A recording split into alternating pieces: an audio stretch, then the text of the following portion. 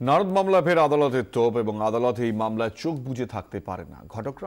ঘটনাক্রম দেখে জনস্বার্থ মামলার আবেদন ছুঁড়ে ফেলে দিতে পারে না আদালত, মন্তব্য করলেন হাইকোর্টের ভারপ্রাপ্ত প্রধান বিচারপতি নিশিথা মাত্রে।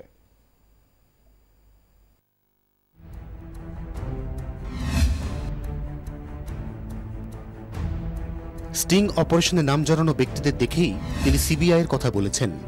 নারদ মামলার শুনানিতে গত সপ্তাহে একথা বলেন কলকাতা হাইকোর্টের ভারপ্রাপ্ত প্রধান বিচারপতি নিশিথা মাত্রে। বৃহস্পতিবারের শুনানি তো স্পষ্ট, নারদ মামলা মোটেই লঘু করে দেখছে না আদালত। হাইকোর্টের বিচারপতি নিশিথা মাত্রে এবং তার ডিভিশন বেঞ্চের অন্য বিচারপতি তপব্রত চক্রবর্তী নারদ মামলা শুনছেন। এদিন প্রধান বিচারপতি বলেন, আদালত এই মামলায় চোখ বুজে থাকতে পারে না। ঘটনাক্রম দেখে জনস্বার্থ মামলার আবেদন ছুঁড়ে ফেলে দিতে পারে না আদালত।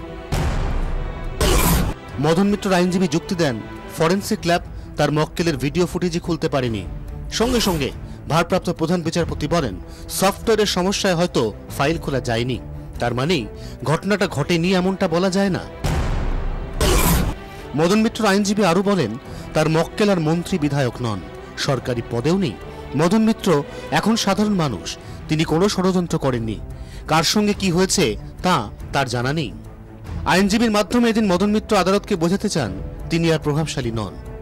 তবে তার আইনজীবীর সওয়ালে শুরু হয়েছে জল্পনা, তবে কি মদন মিত্র এখন অন্যদের সঙ্গে দূরত্ব রাখতে চাইছেন? এদিন আদালতে মন্ত্রী সুব্রত মুখোপাধ্যায়ের আইনজীবী বলেন, তার মক্কেল বিগত ৪৫ বছর ধরে ভোটে অংশ নিচ্ছেন, অনেকেই ডোনেশন দেন। তর্কের খাতিরে যদি ধরেও নেওয়া যায় তিনি ডোনেশন নিয়েছেন, তাহলে সেটা কি অপরাধ? যতক্ষণ না তা প্রমাণ হচ্ছে মামলার সারবত্তা নেই। ইভেন এটাও কোর্টকে বলেছি যে আজকে যদি কোনো লোক আমাকে ডোনেশন দিতে আসে, without any hesitation, without any condition, I can receive this money because I am permitted to receive this money as a donation as a politician. আদালতে জনস্বার্থ মামলার আইনজীবী বিকাশ রঞ্জন ভট্টাচার্য বলেন, স্টিং অপারেশনে যাদের টাকা নিতে দেখা গিয়েছে তারা যদি সৎ হন, তাহলে সিবিআই তদন্তে তাদের ভয় কিসের? নন্দীগ্রাম কাণ্ডের সংবাদপত্রের রিপোর্ট দেখে সিদ্ধান্ত নেয় আদালত, এক্ষেত্রেও তা করা যেতে পারে। যখনই আমরা নারদা ভিডিও টেপের ভিত্তিতে করাপশনের অভিযোগ নিয়ে তদন্ত দাবি করেছি, তখন সেই তদন্তটাকে যাতে অন্য পথে পরিচালিত করা যায় সেই পরিকল্পনা নিয়েই উনি এফআইআর করেছেন এবং সেই এফআইআরে প্রকৃতপক্ষে স্বীকারই করে নিয়েছেন যে টাকা দেওয়া হয়েছে। শুক্রবারে এই মামলার সম্ভবত শেষ শুনানি আর তারপর রায় ঘোষণা, যে রায়ের উপর নির্ভর করবে রাজ্যের শাসক দলের ভাবমূর্তি, এমনটাই মত বিশেষজ্ঞ মহলের একাংশের।